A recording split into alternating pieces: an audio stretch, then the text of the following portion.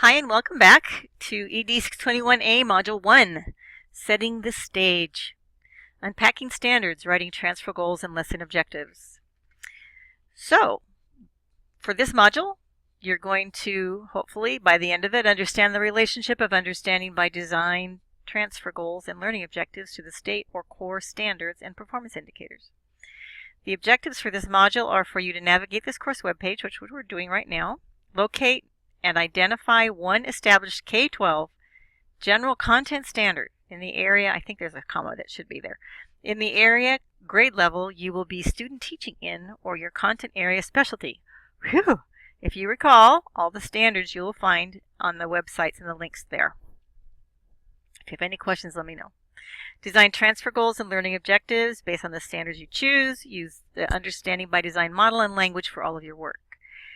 Your tasks are and were to attend the orientation meeting on January 12th, read the course syllabus and read the course schedule, which I'm sure you've all done, read or watch and or use the provided resources in this module, read Understanding by Design, the UBD, I'll just call it UBD because it's just easier that way, Chapter 3, Introduction and Chapter 3, complete the Checking for Understanding quiz for this module, and using the template, the UBD template provided, which I will show you, identify and choose the standard, compose a minimum of 3 broad student-friendly transfer goals based on the standard, design a minimum of 6 measurable student-friendly learning objectives, at least 3 of each type on the template, aligned with the lesson using active higher-level thinking verbs, and then submit this assignment in the Dropbox. Please do not email them to me.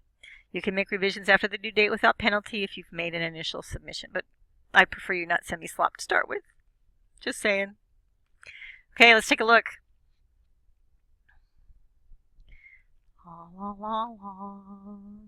Okay, there we go. Okay, so you have this screencast will be right here. And then the second screencast is about creating measurable objectives, and that's the part 2 of what you're doing. You're doing the transfer goals first, you're unpacking the standards, and then you're creating the objectives. You have measurable verbs from Bloom's, and you can see that they scaffold critical thinking. We have Bloom's taxonomy for digital tasks and the quick flip questions. I'm not going to open these, just so you know, those of you that are really computer geeks or nerds. Geeks or nerds, what is a computer person? A person who loves digital stuff, digital tasks. There's actually some language to use if you're doing like a computer lesson, or if you're using technology in your unit, or in your lesson in this case. This is just fun. Bloom's taxonomy tree. You can enlarge it. This is the Krathwohl and Anderson set, but you can see creating, evaluating, analyzing, applying, understanding, remembering, and then you've got these little branches full of active verbs. So you'll see, I don't want to see understand, appreciate, none of those words. Okay. Here are the slides to both screencasts and example task 1. So example task 1. This is the lesson design template. This comes straight from Wiggins and McTighe and is almost identical, maybe not quite identical to your teacher work sample, and it will change just slightly for the unit, just so you know, but everything is transferable. Basically it's going to be this. Fill out the top. Please make sure to fill out the top. And you know what's important for me? I want to see the grade level, because the grade level is going to tell me how appropriate your lesson is to the students that you're creating it for. Because having 5th grade students write parts of a plant is not appropriate. 1st and 2nd grade students write parts of a plant. 5th grade students talk about the interaction of the plant with the environment. So I'm just saying it's really important for me to see this kind of thing. I have this will follow us through both A and B, a nutrition unit that I've picked up from Wiggins and McTighe as a good example, and I've modified it to meet our needs. So I'll have my standard, I'll have my unpacked standards, I'll have my objectives. And this is what you're submitting to me, and that's why it's in red. The rest of this is empty because you don't have anything in it. So when you submit your lesson to me, that's what it's going to look like. Here's the actual template. It's in a document format, so please, you shouldn't have any trouble with modifying it or managing it. If you do, I'll work with you on a new template, but this should be just fine the way it is, and you can just fill it out. Checking for understanding. Here's your checking for understanding, and here's your Dropbox for your assignment. So I wanted you to just see these. So this is the overview of the actual module, and now we're going to look at what does it mean to unpack standards. In this module, you're going to unpack standards. You're going to create by creating transfer goals. You're going to design measurable objectives based on those transfer goals. And this is going to be a focus in your mind for a single content area lesson plan. Now, this is 15 to 45 minutes, but for those of you that have worked in classrooms before, you know that lessons often last a few days. So really, the whole point is just keeping it small and narrow focused. It might be 15 minutes, it might be 5 days. But it's going to be a lesson that has a narrow focus, and you want to really, for our purposes, now you're learning language and you're learning content about the backwards design, and so I want you to, I'm hoping you are. I'll put it that way. Follow through with that. So, what is backwards design? You see the Cheshire Cat sitting over in the corner. Why is it so important? Because if you don't know where you're going, how do you know when you're going to get there? And the Cheshire Cat says, if you don't know where you're going, it doesn't matter how you get there. So our goal in setting the stage is to actually know where we're going, and we're actually going to build the path to get there. Instead of finding the path to go there, we're going to build the path. So there are 3 stages of backwards design. First comes the standards, the desired goal. Second is the assessment. Stage 2 is the assessment evidence, and stage 3 is the learning plan. And right now, in this particular module, we're working on stage 1. You start planning with the end goal in mind. You develop essential questions and understandings that students will address during the unit, which we'll actually do in module 2. And then they'll be assessed on these understandings. So, and then assessment evidence and learning plan. Unpacking the standard. So what is unpacking a standard? What is worth teaching and assessing? Well, if you look at the standards, somebody made a decision. The standards are, our standards were chosen by our state, and they were chosen, there's this whole lengthy chain of linkage in terms of how we came to these standards, but we're trying as a nation to have some equal and equitable standards that all of our students can meet.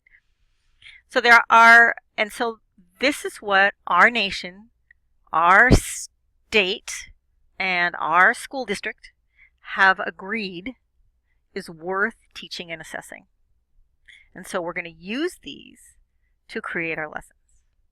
And there are 4 categories of unpacking standards. There's the long-term transfer goals, which we're creating in this module, overarching understandings, overarching essential questions, and a set of recurring cornerstone tasks. And those are assessments.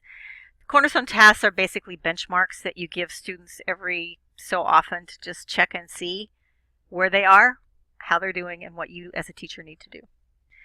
So our first step in translating core standards into engaging outcome-focused curriculum involves that you look for clarity and end results in the standards. What is it? What is the intention of the standard?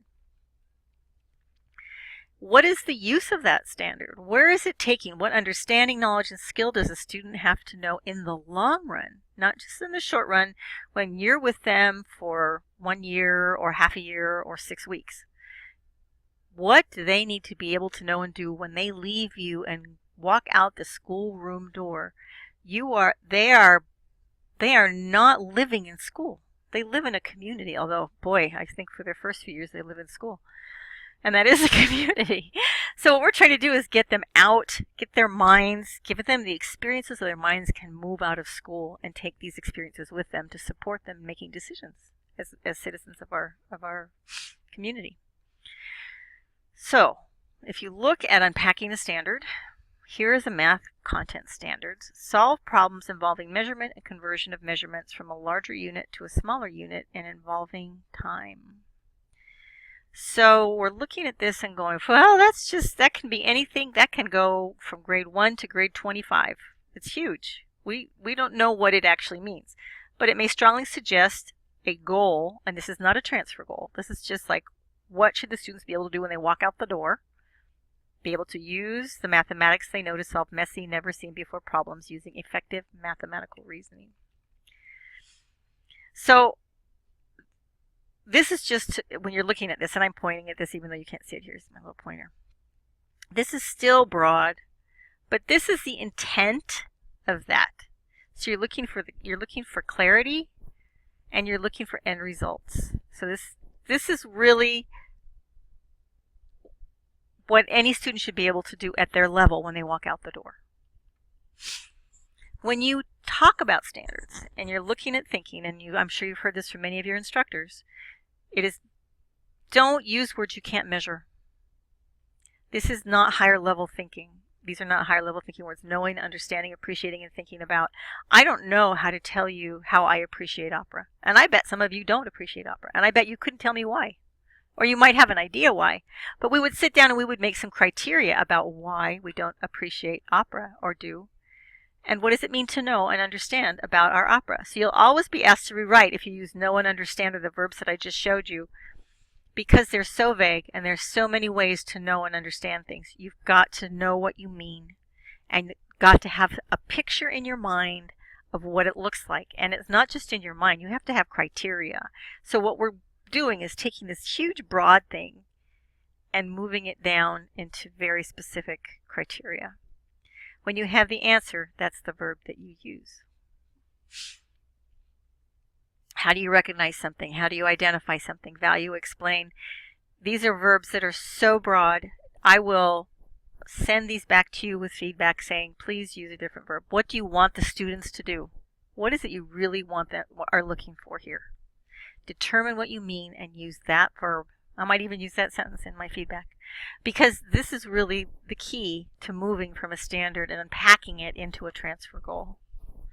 Use your taxonomy quick flip book. You can use that really cute bird tree. I love that bird tree. So let's take a look at unpacking the standard.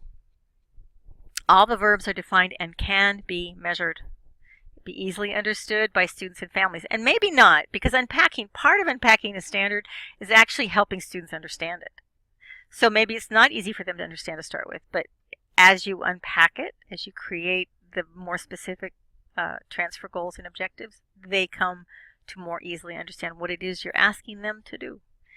That the learning is relevant, means something to them when they walk out the door, or even when they go into theater class.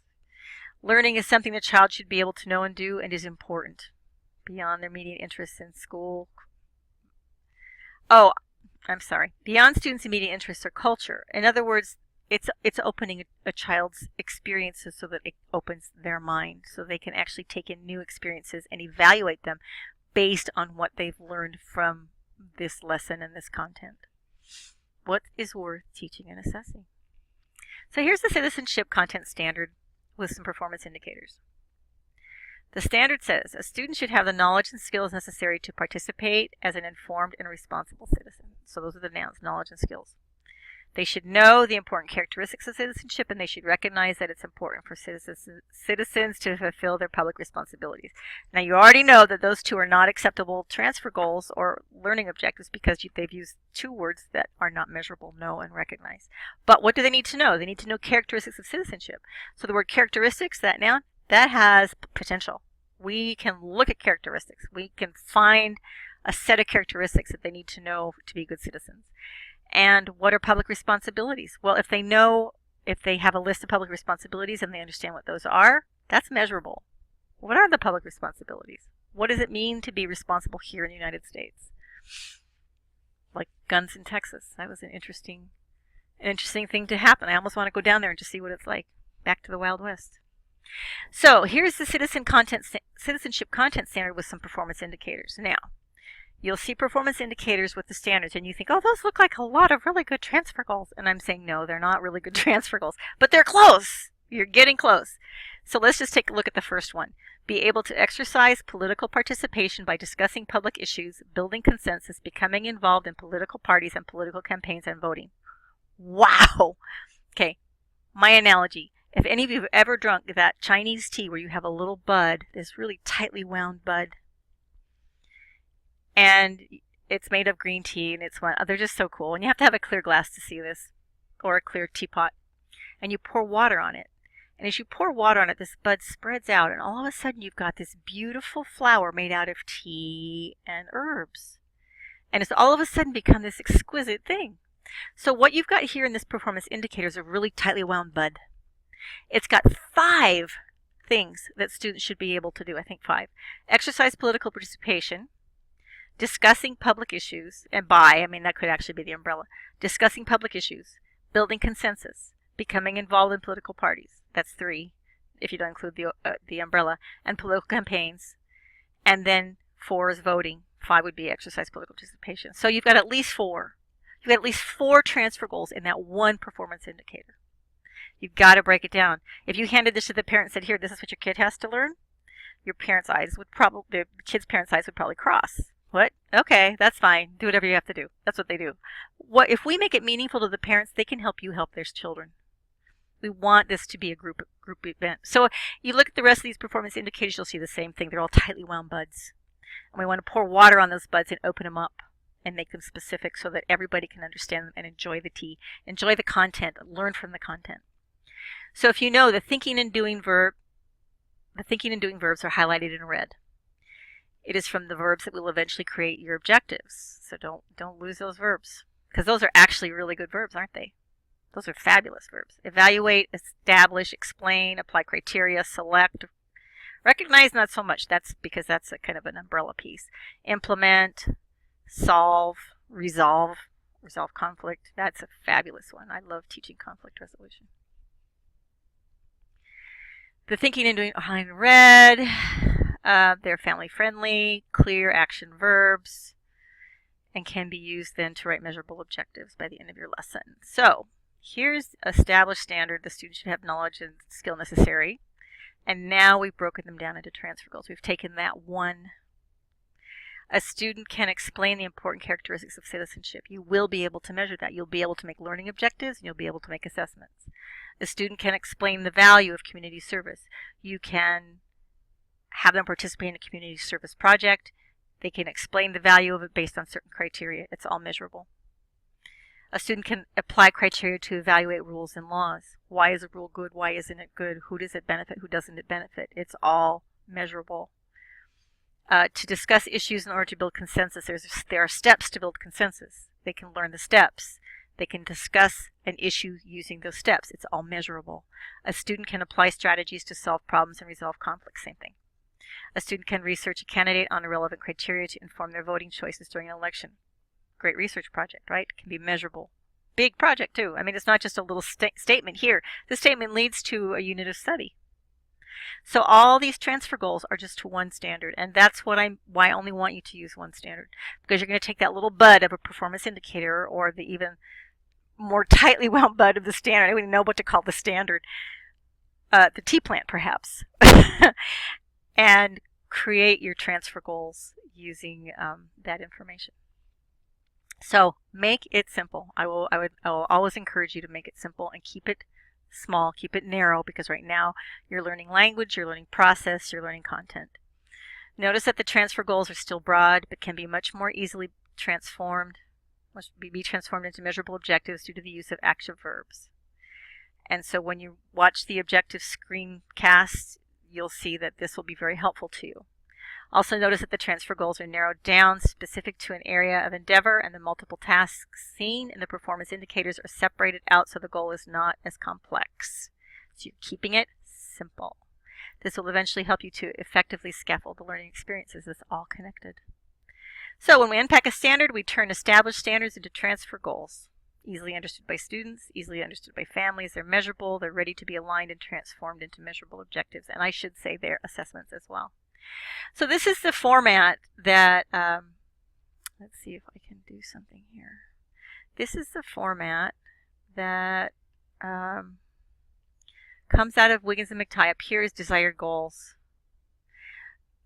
Enduring understandings and essential questions, we're not going to deal with those until the next module. Students will know and be able to. These are your learning objectives. This is where you'll have, if you start your learning objectives with one of these two sentence stems, or if you just use those as your overarching sentence stem for the column, you will have objectives, learning objectives that are fine. If you don't, it's going to be problematic. Please do not start your learning objectives, and I know that you've been doing this in other classes for other reasons, and for this purpose, I'm asking you not to do it. The student will create I will create a collage. The student will be able to create a collage of whatever the collage is. I mean, it has to be specific because it's a learning objective. But we're not looking at that kind of specificity in this particular lesson. When you stand in front of the students and you've got your daily objectives on the board, that's when you do that. You say, today we will create a collage using the magazines, find pictures about political whatever. That's when you use, the I will, we will, and that's what you're doing in your methods classes. But for this, I want you just to think about what they should be able to do. I want you to think about what they should be able to know, and that's in the next section, after you get done with the first part, which is the transfer goals, which is because of let me see, I'm going to do something here. I'm going to see if I can just squeeze this up a little bit so you can see it. There we go, establish goals. So these are your transfer goals right here. And then you're during our stance, and then the students will know, students will be able to do. So what I'm asking you to do is higher level thinking. I'm asking you actually to think about what the student needs to know and do.